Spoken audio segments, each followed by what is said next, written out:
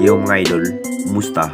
Mantrek mga sport, sabi nga pala, ating pag-usapan, Gilas Pilipinas, FIBA, Justin Brownlee at Jordan Clarkson pinayagan na at Saudi may matinding sinabi sa Gilas Pilipinas. Pero bago nga yan, kung bago pala sa aking channel, huwag mong kalimutan mag-subscribe at i-click ang notification bell para like kang updated sa ating details upload natin.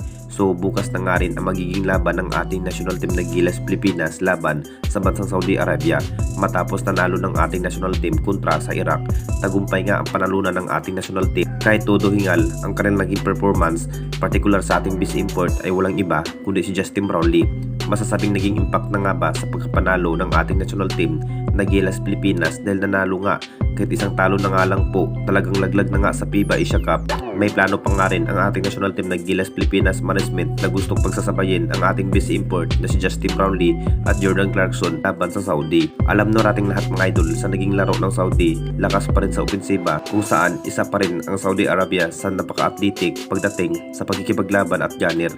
Talagang pagsisikapan pa rin ng ating national team kung paano pa nga ba na matalo ang Saudi dahil hindi pa rin biro ang kanilang nakakaharap ngayong FIBA Asia Cup qualifiers.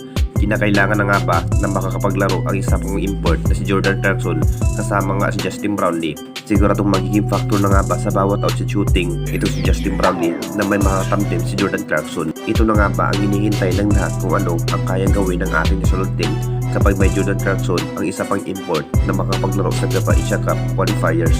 At dito na naman tayo sa isa pa nating balita.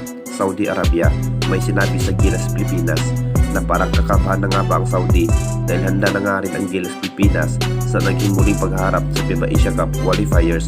Sinisecure pa rin ni Coach Team kung paano pa nga ba na madipinsahan ang Saudi.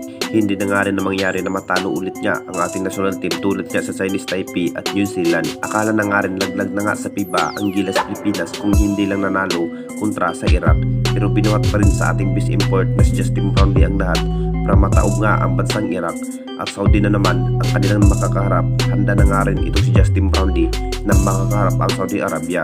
Grabing hard practice pa rin ang mas kinakailangan dapat gawin ni Justin Brownlee para hinahandaan sa susunod na laban sa Saudi. Pinatunayan pa rin ng ating base import na si Justin Brownlee kayang bubuhatin ang ating national team na Gilas Pilipinas laban nga sa ibang bansa.